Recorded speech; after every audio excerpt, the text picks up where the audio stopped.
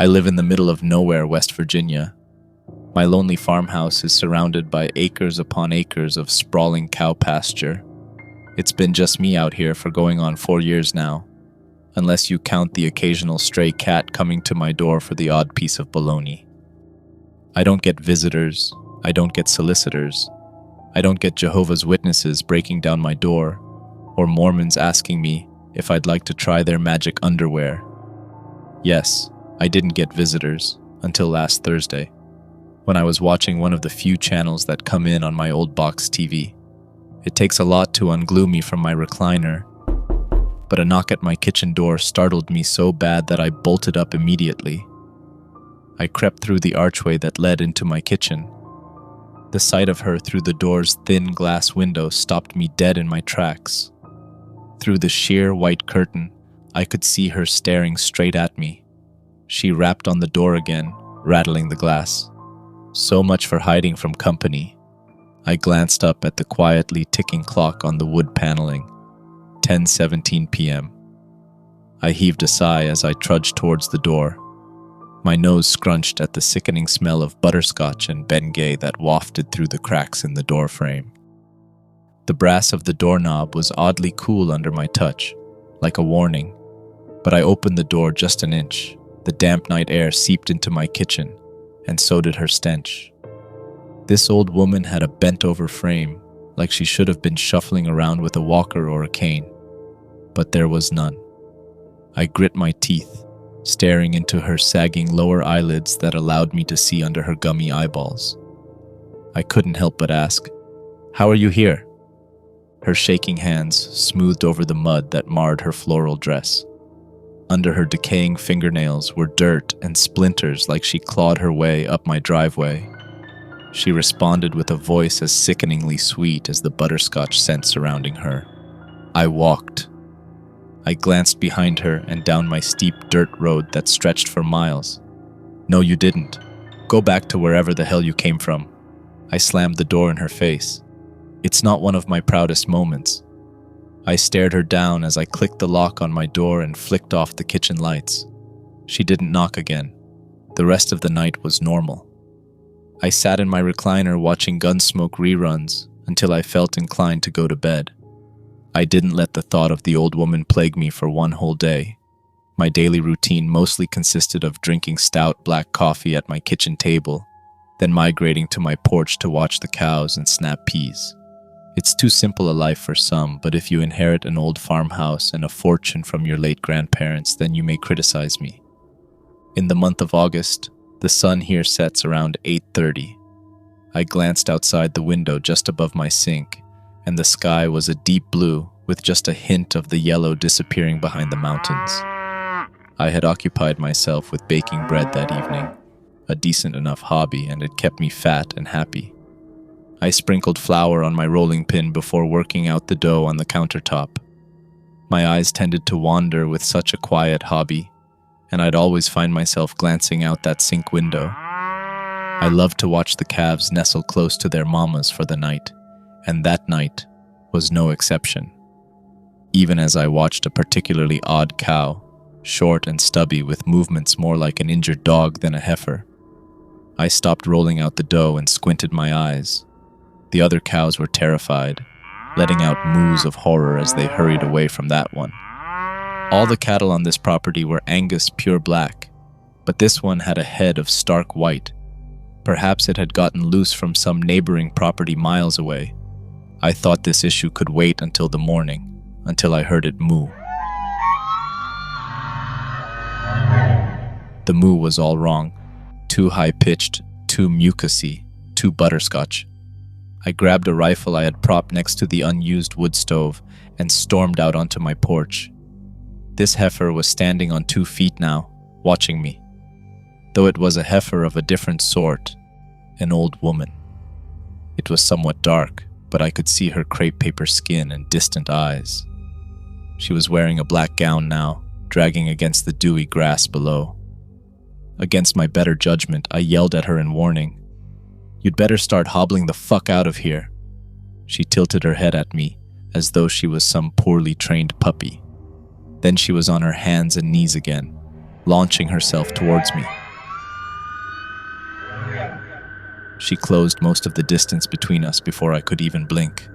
I should have shot her, but my heart sank to my stomach, and all I could think to do was run back inside.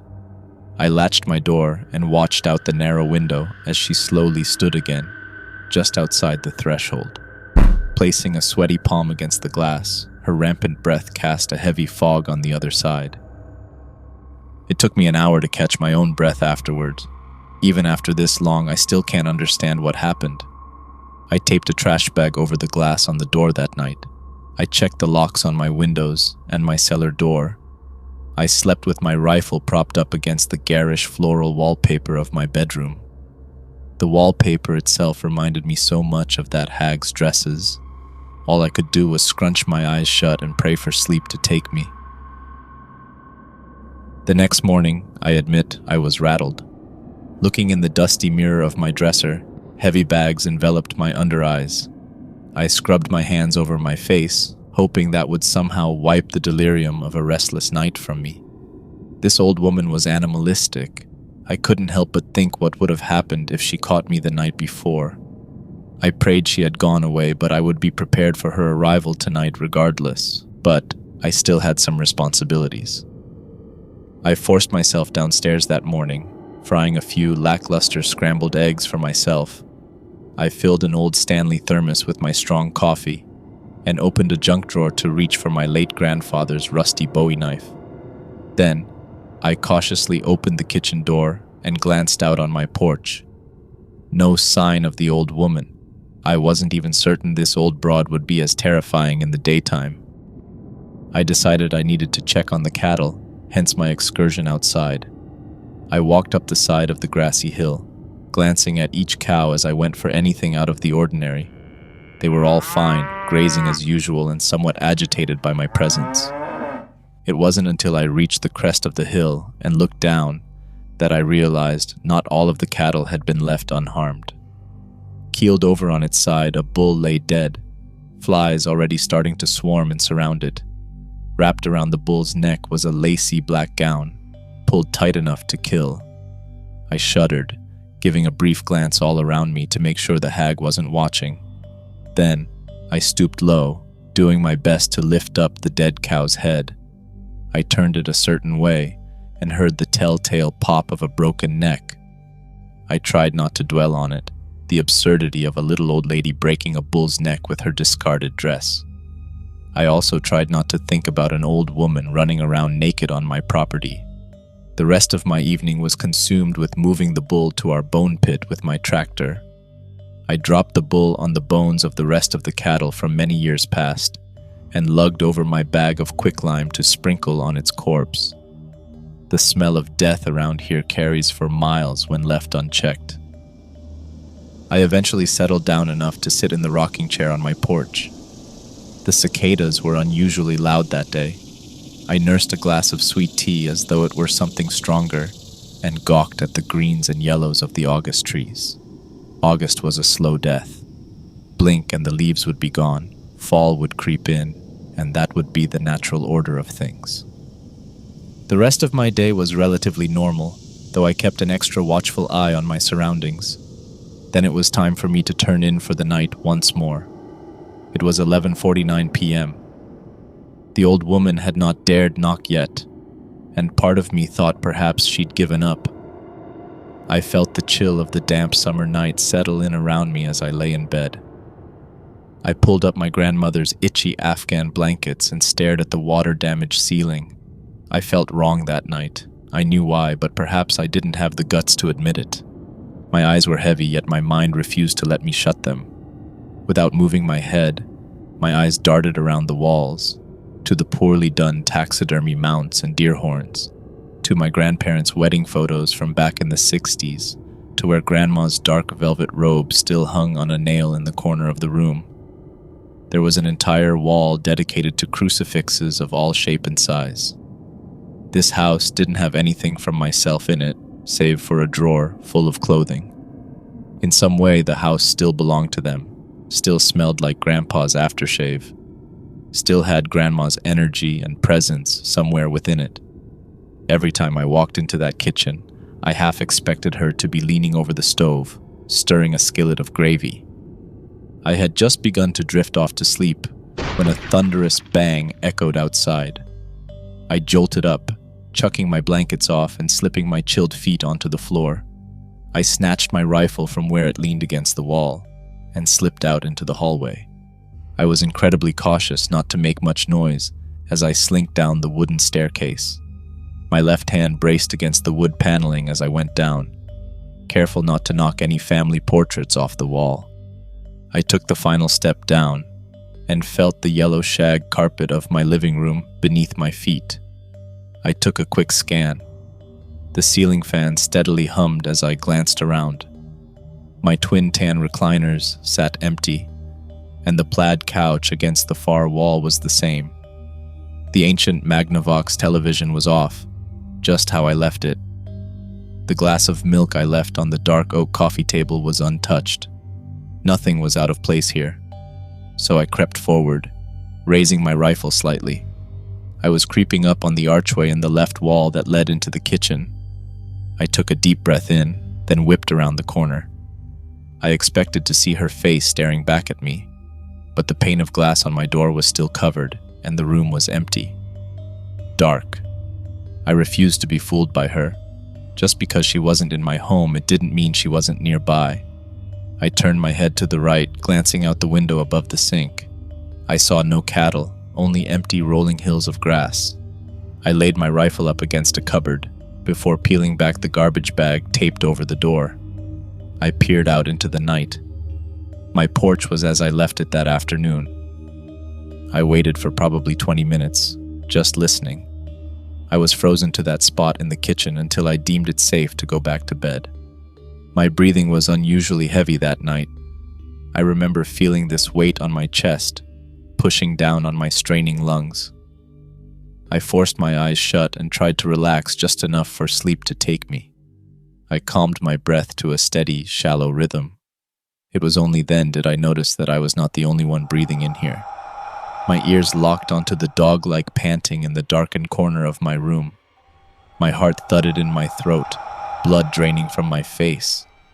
I debated not opening my eyes, just laying there and playing dead, but I couldn't. I cracked my eyes open. The corner was black. The breathing grew, excited, hungry. My eyes adjusted too slowly, but I could see a slash of yellowed teeth through the blackness. I could see her gummy, clouded eyeballs, and they were looking straight at me. I clutched the blankets around me like I was holding on for dear life. I willed myself to look away from her, to snap my head over towards my rifle. It was supposed to be propped on the wall, supposed to be. I left it downstairs. I didn't know what to do. I was shaking so hard my teeth chattered. It took me about a half an hour for my heavy tongue to form words. What the hell do you want from me? She didn't answer me. She didn't move the whole night. Her breath did eventually slow to something more contented, like a purring cat. I heard the cuckoo clock chime for each hour throughout the night. 12, 1, 2, 3, 4. I didn't sleep, just stared at her as she stared at me. It wasn't until 6 a.m. that the eerie smile was instantly wiped from her face. Her countenance turned blank, spaced out. Then she shuffled over to the door, and I heard her slowly walk down the stairs. The steps creaked and popped like her weary old bones. I am not ashamed to admit I cried after she left. I released a sob I'd been holding in all night. Part of me thought if I made too much noise, she'd launch herself at me. I was unsteady on my feet as I rose. I tore open the bottom dresser drawer and hastily threw on some clothes. I was about to set foot out into my hall when the wall of crucifixes caught my eye. I carefully removed one and clutched it to my chest as I walked downstairs. It did not deter her. She sat across from me at my kitchen table that morning. She was eating stale cereal I didn't even know I had. The woman couldn't seem to close her mouth quite right. I couldn't take my eyes away as milk seeped through the jagged gaps in her teeth and dribbled back into the bowl. Needless to say, I lost my appetite for breakfast as I watched her slurp the same disgorged milk back into her mouth for a half hour. She made herself at home, stoking up the wood stove until it was 1,000 degrees inside. Then, she took up residency in my grandfather's old recliner for the rest of the day. I tried to talk to her a few times, to urge and beg and plead her to go. She didn't listen. She didn't even respond. I was going to kill her today. I just had to work myself up to it. That evening after supper, she had occupied herself with looking through month-old newspapers. She would raise a shaking, withered hand to her mouth before slobbering all over it. She used her saliva to wet her fingers and turn to the next page. She occupied herself with the obituaries for a while, before moving to the crossword puzzle. She was stuck on 6 down, an 8-letter word synonymous with forever. I knew the answer, but it got caught in my throat. Eventually, she used a blotchy ink pen to circle job advertisements, positions for funeral home attendants, meat cutters, butcherers. Her blank eyes met mine when she slid the paper in front of me. Somehow, that was the final straw. I pushed back from the table, my chair scraping against the floorboards. I crossed the room for my rifle right where I'd left it. I knew it was loaded. My hands found the stock, and I nestled it in the crook of my armpit. I grimaced as I clicked the safety off. There was no going back from this. I leveled the barrel at the back of her stark white head. My breath rattled in my lungs as I tightened my grip, then squeezed the trigger. The gunshot echoed in the confines of my kitchen, making my ears sing. It dazed me. I sat the rifle on the countertop, taking a few steps closer to inspect her. Bits of brain and fragments of skull pelted themselves against the table. She lay face down, arms splayed out in front of her. The hole in the back of her head oozed out a bloody sludge. I couldn't deal with more death today. Shaking and trying to pull myself together, I stumbled into the living room. I plopped down on the plaid couch, sinking down into it. I closed my eyes and heaved a sob. I would clean her up later, I thought. But that's not the worst part. The worst part was she was back an hour later, bent over my stove. She was gumming on a ladle of cream of mushroom soup, just enough for her. There was a vague whisper of a wound on her forehead. I watched it closely. It seemed to fade with each passing second. I'm afraid I haven't been entirely honest with anyone reading this up until this point. I am afraid of the old woman not because she's found her way in my house, but because she is alive in the first place. I say this with complete conviction. I buried this sagging old bitch under my floorboards on August 1st. I remember. She hobbled up my driveway with purpose that very first time. I watched her from my porch. Maybe she had dementia or Alzheimer's. Maybe she was lost and her car broke down. I didn't think much of it until she sat down in the rocking chair on my porch, pretending like the place was hers. She didn't say too much to me for the entire 10 minutes I questioned and threatened her. Then, by way of greeting, she said, "Irene and Harlan used to live here." My grandparents' names. I leaned against the peeling white post of my porch and gave her a quizzical look. "Yeah, used to. What business is it of yours?" She really looked at me for the first time then. There wasn't much life in her eyes, and that made my stomach drop. She pointed a wrinkled talon at me. "You weren't very good to them." I scoffed. I took care of my grandparents for years, when the rest of my family would have had them thrown in a nursing home.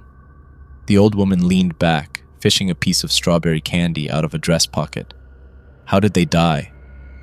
A droplet of sweat rolled off my brow, and I squinted my eyes at her odd question. Grandpa Harlan was so heartbroken about Grandma's cancer, his heart couldn't take it. The old woman hummed in consideration, popping the candy in her mouth.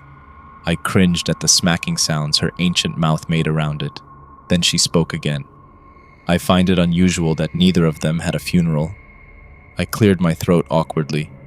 "It just wasn't in the cards financially," I said, doing my damnedest to feign ignorance. "They were cremated," I clarified. She made an overt display of turning around, gawking at the farmhouse and the land surrounding it. "You sure gained plenty from their passing." I grew tired of her catty statements. "Listen, I'm exhausted and I don't like company. I don't know how you made it up here or why, But you'd better be getting back. If you need to use the landline phone, that's fine, but otherwise, leave." Her swinging jowls drooped impossibly lower at that. She grunted as she pushed herself out of the rocking chair, stumbling back onto her feet. Now, face to face with her, I tried to be casual as I stepped away from her and towards my kitchen door. "Have a good day," she said, her face now as neutral as ever. I breathed a little easier for just a moment as I turned my doorknob. Then the words she said next stopped me in my tracks. "I just don't think under that old oak tree is where I would have chosen to bury them." I whipped around to look at her, my heart sinking to my stomach. "What did you just say?" Her vile lips looked like two slimy earthworms as she said, "Irene and Harlan deserved better than this. Better than the likes of you." I could feel the blood rush to my face. "You old fucking windbag. You don't know what you're talking about. Go home, now." She smiled at me then, wicked, with too many teeth. "This will be my home someday. I rather like it here."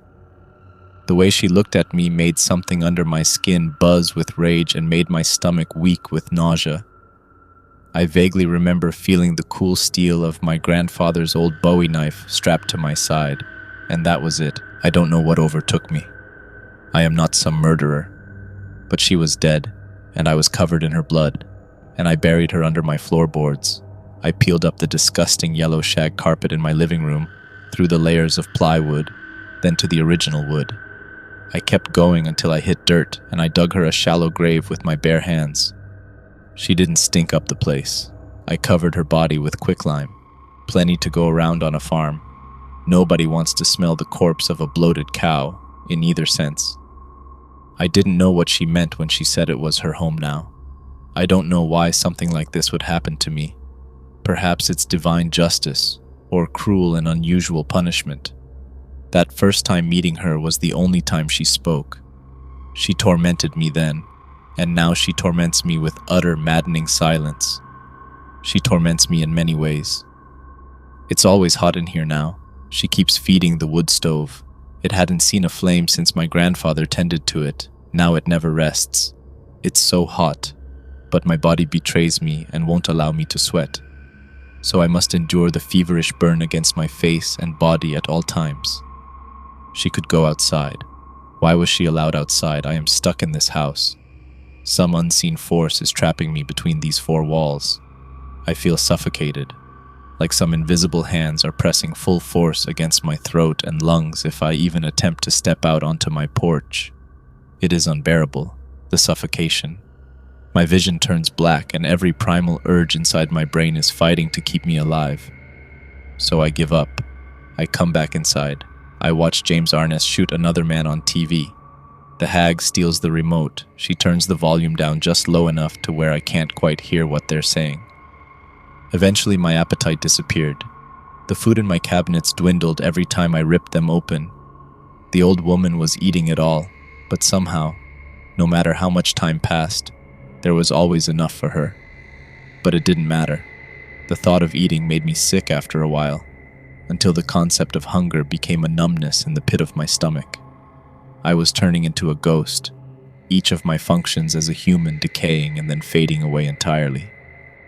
Yesterday I had enough. I forced myself to walk outside to be suffocated. I never felt so scared, so helpless in my entire life. Trying to gasp for air, but nothing comes. There is no feeling like it.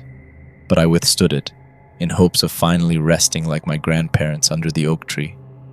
By all means, I was dead. I remember this blackness, soupy and swirling around me, engulfing my sense of self. It was a comforting breeze across my stagnant river of a body. It filled my nostrils, then my lungs, and seeped into my veins. I remember thinking, nothing. I've always been an overthinker, yet my brain was just still. I was at peace, or so I thought.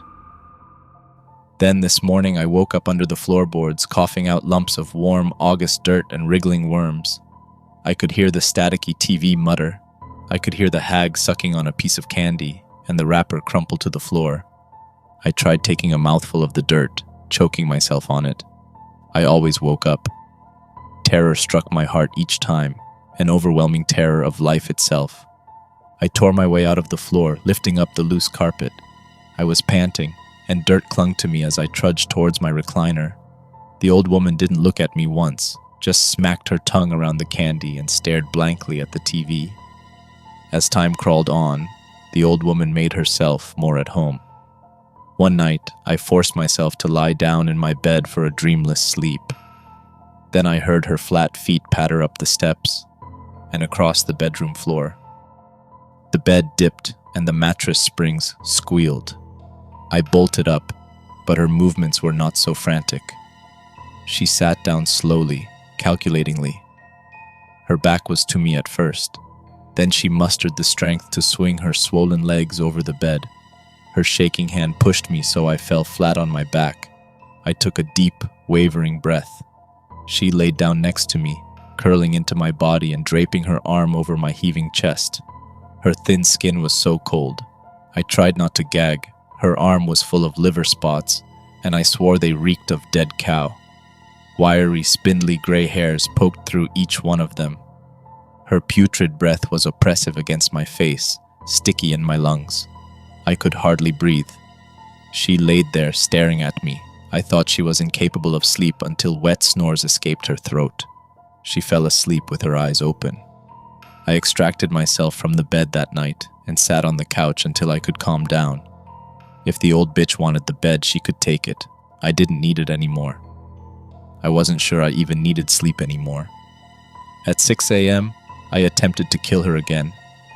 I wrapped a dish towel around her throat. She wheezed. She writhed. I didn't let go until I heard her windpipe snap. It was a long morning. I hauled her body downstairs, tossing her corpse outside the threshold of the house and onto the porch. A naive part of me thought that would banish her for good. But a few hours later, I heard her ragged, pained breathing coming from my bedroom. When I found her, she was on her bony knees, throwing out all of my belongings from my lone drawer. I let her. I hadn't been able to stop anything she'd done so far. She replaced my few items of clothing with her own floral dresses and some collectible salt and pepper shakers wrapped carefully in newspaper. Days faded into weeks, and I etched each calendar day away with a slash of dried Sharpie. Then came August 31st. I was glued to my kitchen chair that day, just staring at the calendar taped on the side of the refrigerator. I was shaking. I would have been biting my fingernails, but I discovered after a few weeks that they didn't grow back now. The hag occupied herself with something upstairs. I didn't even care enough to see what, even if it was outside of her regular routine. The occasional thud or bang would echo down the staircase, but it didn't move me from my spot. I sat there until it was dark, just listening to the refrigerator hum and the wood stove crackle. My vision tunneled, fixated on the calendar only to occasionally dart to the clock. 11:59 p.m. It was almost midnight, and it was almost September. My jaw clamped down tight, grinding my teeth together. I prayed and I prayed and I prayed. I'd never prayed before my grandparents died. Only after, I prayed not to get caught. Now I pray for the hag to release me. My mouth went bone dry as I listened to the clock tick the final seconds of August. My leg bounced frantically. 5, 4, 3, 2, 1. I thought I'd been successful in leaving August behind. Then all the lights in the house went dark. I was sitting in the pitch black, the warm wood of the kitchen chair underneath me. My refrigerator went quiet. The TV snapped off. Hot air puffed against my face like a foul breath. I didn't move. I kept my eyes where I thought the calendar was. I knew exactly what was going to happen. I knew it, and it didn't make it any less devastating. After an agonizing minute, I heard power hum back through the wiring in the house. A lone light bulb stuttered on overhead. My jaw quivered as I looked at the calendar. My Sharpie markings were gone. It was blank. August 1st. It was August 1st. When I could beckon myself to move, I pointed my rifle at the roof of my mouth and pulled the trigger. The momentary darkness that washed over me like tides on a beach supplied me little comfort this time. I woke up. My tongue laved over a mushy pit where the roof of my mouth should have been. My hair and scalp shifted on their own volition as the top of my skull weaved itself back together, second by second. I felt no pain. God save me, I felt no pain. The month of August was eternity, and I was stuck in it. I have come to terms with the fact that I'm not afraid of the old woman. I am afraid of said eternity. And I'm stuck with both, in a house that smells like mothballs and butterscotch, with a TV that only plays old westerns, and with crocheted blankets that smell like death. I am prohibited from truly living my life, yet I cannot die. This is my eternity. So I urge you, please take great care and great caution. Never open up when an old woman knocks on your door.